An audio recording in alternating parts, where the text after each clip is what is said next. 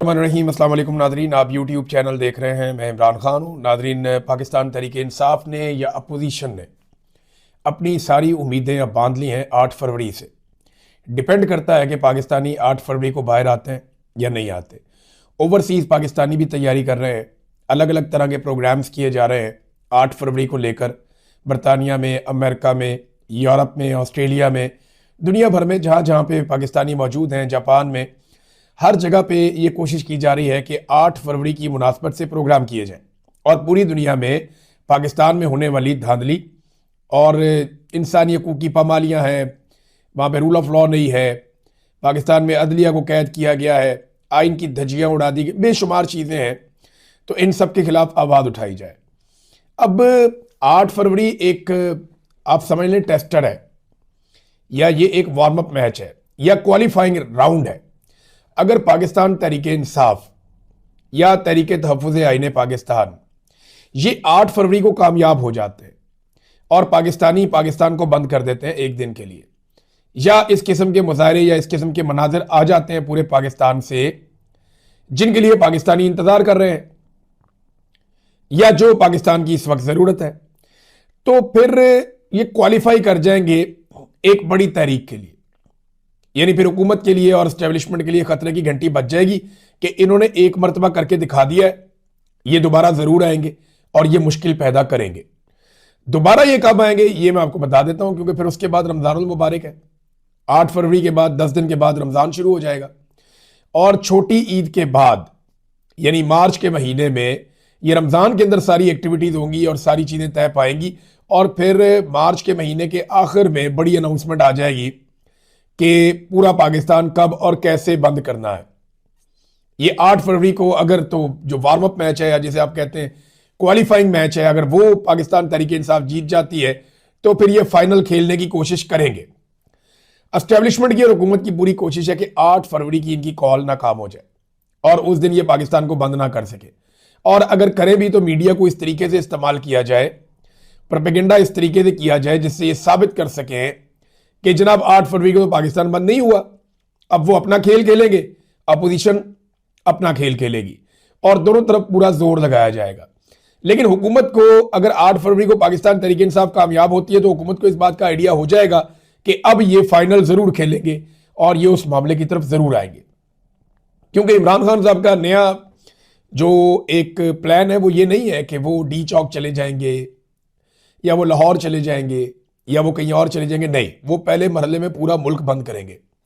मुल्क के हर कोने में वो नौजवानों को, अपने वोटर्स को, सपोर्टर्स को कहेंगे कि आप सड़कें बंद करें, गाड़ियां बंद करें, कारोबार बंद करें, हर चीज आप बंद कर दें।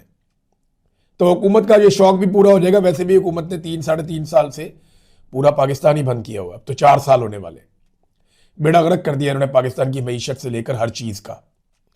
तो 8 फरवरी को पता चलेगा। अगर 8 फरवरी को ये नाकाम हो जाते हैं, कामयाब नहीं होते फर्ज करें, तो फिर इनको दोबारा कामयाबी के लिए जोर लगाना पड़ेगा, लंबी कोशिश करनी पड़ेगी। तो 8 फरवरी एक ऐसा पहला पड़ाव है जो इन्हें हर हाल में पार करना पड़ेगा। अगर यहां से कामयाबी होती है तो फिर फाइनल करीब है, और अगर यहां से कामयाबी नहीं होती तो फिर फाइनल दूर है। इन्हें दोबारा से पूरा मैच खेलना पड़ेगा। पाकिस्तान तहरीक इंसाफ ने पार्लिमानी पार्टी का इजलास बुलाया KPK हाउस में इस्लामाबाद में, और वहां ये तय करने जा रहे हैं कि किस तरीके से 8 फरवरी को कामयाब बनाया जाए। और इमरान खान साहब की जेल के अंदर जो कैद तन्हाई है वो एक बड़ा सीरियस इशू है जिसको डिस्कस किया जाएगा। अचकज़ई साहब का अपोजिशन लीडर बन जाना ये एक तरह की कामयाबी है, और इसमें दावे किए जा रहे हैं कि नवाज शरीफ साहब ने रोल प्ले किया। नवाज शरीफ का लेना देना ही कोई नहीं। देखिए, इमरान खान के पास हुकूमत बनाने की ताकत थी, इमरान खान से हुकूमत छीन ली गई। फिर इमरान खान के पास जो है वो अपोजिशन लीडर बनाने की ताकत थी, तो उन्होंने अपना अपोजिशन लीडर एक पहले नामजद किया, उसको नायल कर दिया गया, तो उन्होंने दूसरा कर दिया। अब इसमें नवाज शरीफ का ना लेना ना देना, लेकिन क्योंकि ये आईनी काम, कानूनी काम भी रोक कर बैठे हुए हैं, तो क्योंकि 4-5-6 महीने गुजारने के बाद, यानी इमरान खान साहब ने तो अगस्त में कहा था और ये नोटिफिकेशन जाके जनवरी में हो रहा है, तो इतने महीने लगाने के बाद ये नहीं बता रहे कि इतने महीनों के लिए जिम्मेदार कौन है। वो ये कह रही थी नवाज शरीफ की बड़ी मेहरबानी। भाई, नवाज शरीफ ने वोट डाला है या नवाज शरीफ ने नामजद किया है यानी उन चीजों का एहसान आप कैसे चढ़ा, मिसाल के तौर पे एक आदमी की कोई अपनी चीज है, वो अपनी चीज लेता है किसी दूसरे आदमी से और वो आदमी से कहता है कि जनाब मेरा तेरे पे एहसान है कि मैंने तेरी चीज तुझे दे दी है। ये कैसा एहसान है? ये तो बदमाशी है, ये तो गुंडागर्दी है कि भाई एक चीज का मालिक ही नहीं है नवाज शरीफ, वो कैसे दे सकता है दूसरे आदमी को वो चीज जो उसका मालिक है। यानी मालिक तो इमरान खान है, उसने अचकजई को दिया, तो नवाज शरीफ बीच में ना 3 में ना 13 में, देखो मैं तुमसे छीन सकता था, मेरे पास ताकत थी, फौज मेरे साथ खड़ी हुई है, आर्मी चीफ मेरे घर के अंदर है और सारी चीजें मैंने कंट्रोल की हुई है, देखो मैंने मेरे मेरे मेरा शुक्रिया अदा करो, मैंने दे दिया तुम्हें। ये तो घटियापन की इंतहा है।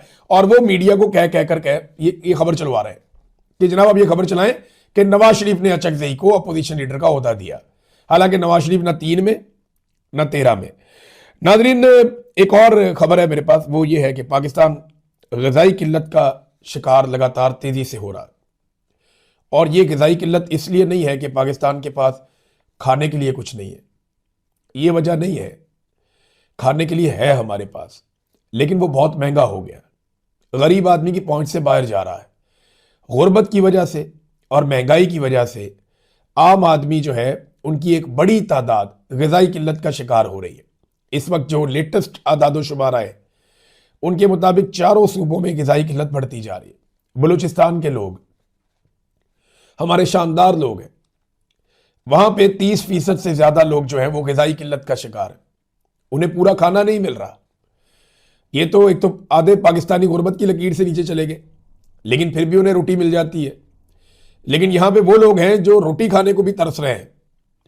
बलूचिस्तान में 30%, सिंध में 29% से ज्यादा है, पंजाब में 22.5% है और खैबर पख्तूनख्वा में 21.5% है। ये जनाब जो इन्फ्लेशन है और बढ़ती हुई महंगाई इसको आप कहते हैं। एक तो बढ़ती हुई महंगाई और लोगों में जो गुर्बत बढ़ती जा रही है उसकी वजह से लोग ग़िज़ाई किल्लत का शिकार हो रहे हैं। इमरान खान साहब ने बहुत पहले ये इशू उठाया था जब ये तादाद बहुत थोड़ी होती थी, और वो ये कहते थे कि हमारे जो बच्चे हैं उनकी ग्रोथ रुक जाती है जब उन्हें प्रॉपर खुराक नहीं मिलती, जब उन्हें दूध नहीं मिलता, उन्हें विटामिन्स नहीं मिलते, उन्हें फल नहीं मिलता, उन्हें अच्छी रोटी नहीं मिलती, तो तब हमारे बच्चों की जो ग्रोथ है वो रुक जाती है, उनकी जिस्मानी ग्रोथ कम होती है। आप देखें दुनिया में कई ममालिक थे, यानी चाइना के बारे में लोग कहते थे बहुत छोटे छोटे हैं, फारग हैं, आज वो आपसे तेज भागते हैं, आज वो आपसे ज्यादा वजन उठाते हैं, आज वो आपसे अच्छी कुश्ती लड़ देते हैं। यानी भाग वो तेज लेते हैं, वजन वो ज्यादा उठा लेते हैं, कुव्वत उनके पास ज्यादा है, फुर्ती उनके पास ज्यादा है। ये कैसे हो गया? उनके कद भी लंबे होना शुरू हो गए। लेकिन दुनिया में जहां पे जब गुर्बत होती है ना और ग़िज़ाई किल्लत होती है तो वो कौमें नीचे की तरफ जाती है, और जहां पे ग़िज़ाई किल्लत नहीं होती ना, एक जिस्म अगर सेहतमंद है तो उसमें एक सेहतमंद दिमाग होगा, वो कौम फिर आगे बढ़ेगी। जब आपका जिस्म कमज़ोर है तो दिमाग भी आपका कमज़ोर होगा, फिर कौम भी पीछे रह जाएगी। बहुत सारी कौमें हैं जिनके लोग कमज़ोर हुआ करते थे लेकिन अब वो ताकतवर है क्योंकि उन्होंने ग़िज़ाई किल्लत पे काबू पाया, और हमारे यहाँ पे लगातार ग़िज़ाई किल्लत बढ़ती चली जा रही है। नाज़रीन, कराची में गवर्नर्स का पूरा पोल खुल गया, और ये जो आग लगी है ना, वैसे तो रोज़ ही उनका पोल खुलता है, लेकिन ये जो गुल प्लाजा में आग लगी है इसने मुकम्मल तौर पे सिंध हुकूमत की गवर्नर्स का पोल खोल दिया। इन्होंने ज़बरदस्ती अपना मेयर बनाया कराची का, मैंडेट भी नहीं था इनके पास, जोर लगा के ताकत का इस्तेमाल करके एजेंसियां बीच में डाल के ये अपना मेयर लेकर आए। अब देखें ना, अगर एक सूबे में एक हुकूमत को पहला साल हो, या वो हुकूमत अभी अभी आई है, या उस हुकूमत के पास वसाइल नहीं है, उनका हक मारा जा रहा है, तो चले कोई जवाब भी है। लेकिन एक सूबे में जहां पे आप 18 साल से हुकूमत में है, वहां अगर इस तरह के वाकयात हो रहे हैं कि बुनियादी मामलात हैं कि आग बुझानी है, पुलिस ने पहुंचना है, एम्बुलेंस ने पहुंचना है, ये चीजें परवेज इलाही को 5 साल के लिए मौका मिला था वजीर आला बनने के लिए, और वो पंजाब में सारा कुछ करके चला गया। बाद में उन चीजों को बहुत बुरी तरह तबाह किया शहबाज शरीफ ने, मरियम नवाज ने, हमजा ने, उस्मान ने, इन्होंने बड़ी तबाहियां फेरी। परवेज इलाही ने जो काम किया था ना, परवेज मुशर्रफ डिक्टेटर के दौर के अंदर, वो बड़ा जबरदस्त काम उसने किया था।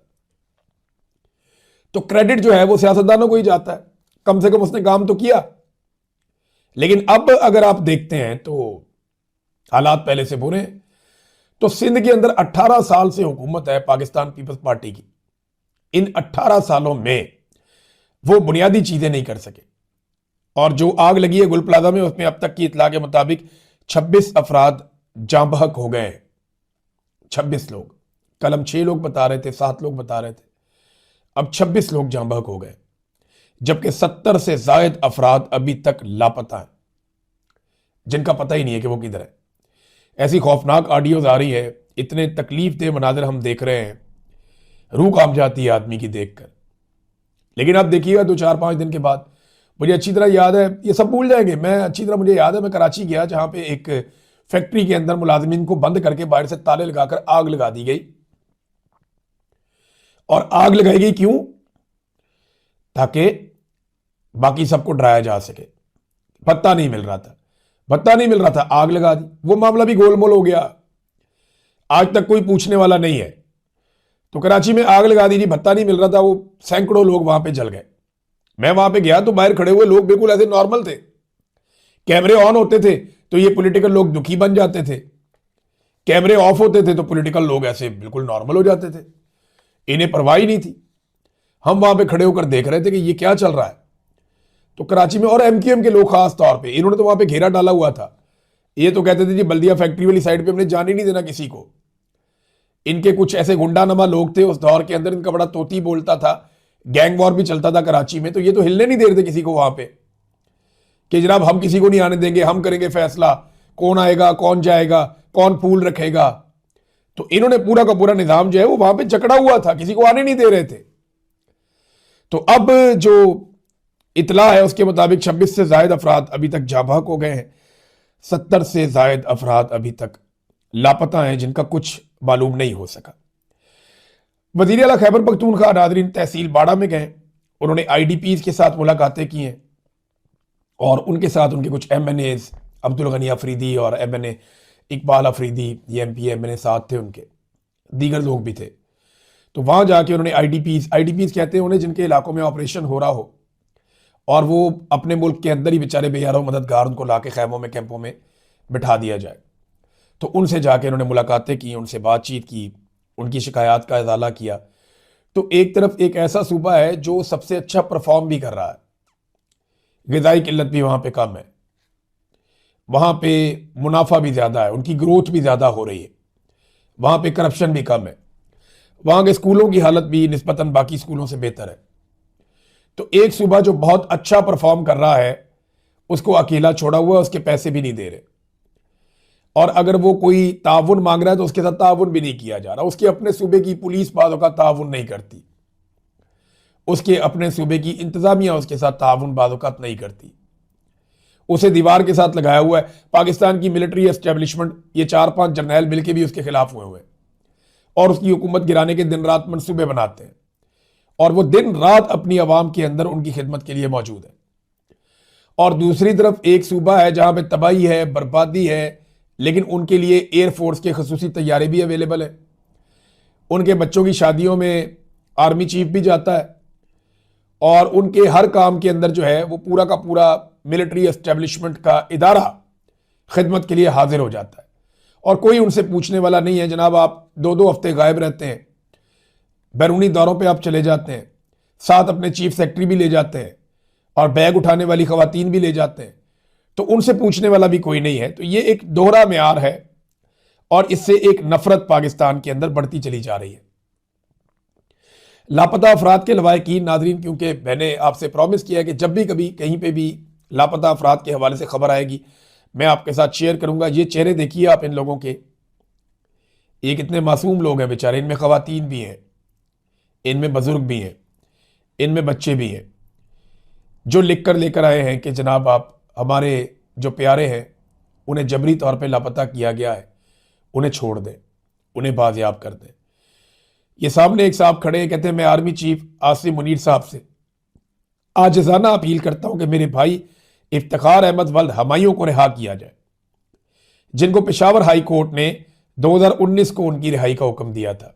अंदाजा करें 6 साल हो गए हुक्म दिए हुए, 7 साल पेशावर हाई कोर्ट का, अभी तक वो उनका भाई बाजियाब नहीं हुआ। ये मोहम्मद रकीम वल्द फजल जनान, इनको रिहा करो, जिनको 2018 में पेशावर हाई कोर्ट ने रिहाई का हुक्म दिया था। हर आदमी बता रहा है, कोई कह रहा है कि 2019 का हुक्मनामा है मेरे पास, कोई कह रहा है 2018 का हुक्मनामा है मेरे पास, कोई कह रहा है किसी और दौर का, और सब लोग आर्मी चीफ को कह रहे हैं। क्योंकि देखें ना, पाकिस्तान की इंटेलिजेंस एजेंसियां ये बंदों को जबरी तौर पे लापता करती हैं, यही अगवा करते हैं। हकीकत है, मेरे जैसा एक सहाफी भी इन्होंने अगवा किया था ISI ने। अभी एक माजी खड़ी हैं, ये आफ्ताबुद्दीन, अपने बेटे की तस्वीर लेकर खड़ी है कि मेरे बेटे को छोड़ दो।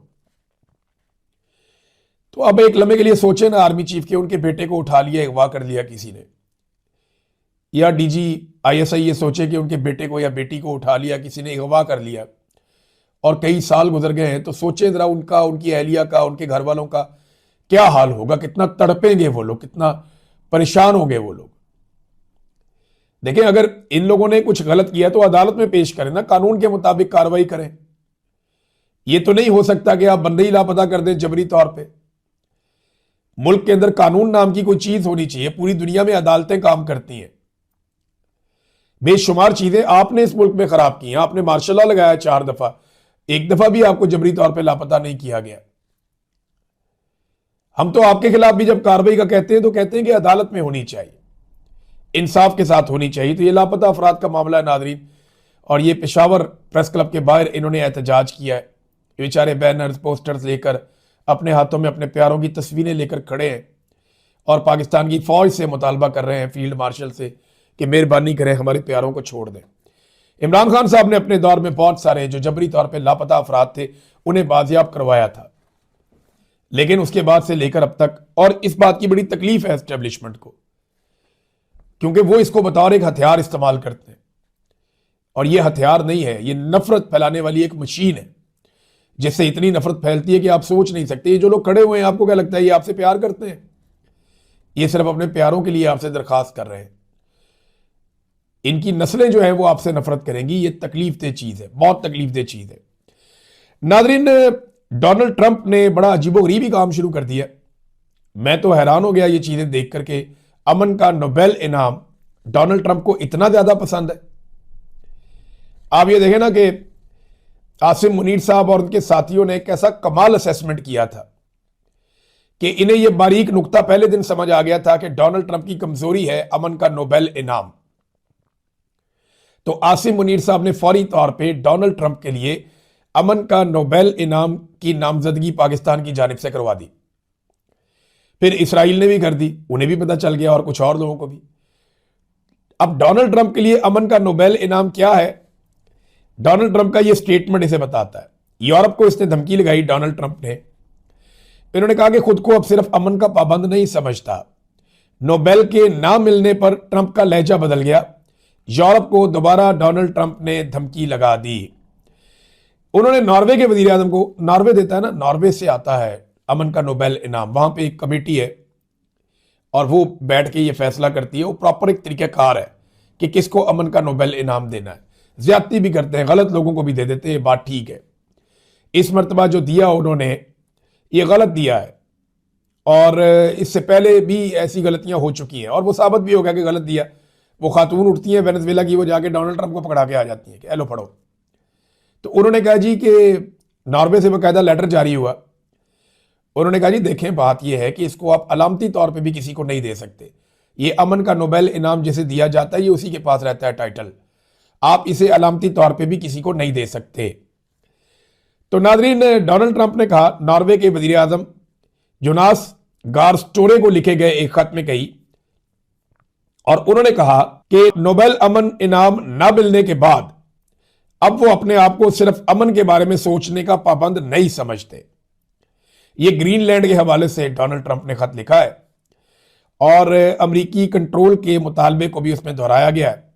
यानी अगर डोनाल्ड ट्रंप को अमन का नोबेल इनाम मिल जाए तो फिर वो ग्रीनलैंड के ऊपर कब्जा नहीं करेगा, ग्रीनलैंड पे हमला नहीं करेगा। ये देखें कितनी इंटरेस्टिंग ये खबर है कि नॉर्वेजियन वजीर आजम, उन्होंने ये बताया कि गुज़िश्ता 6 माह के दौरान मेरे और डोनाल्ड ट्रंप के दरमियान होने वाली कई मुलाकातों और गुफ्तगुओं में नोबेल प्राइज का तस्करा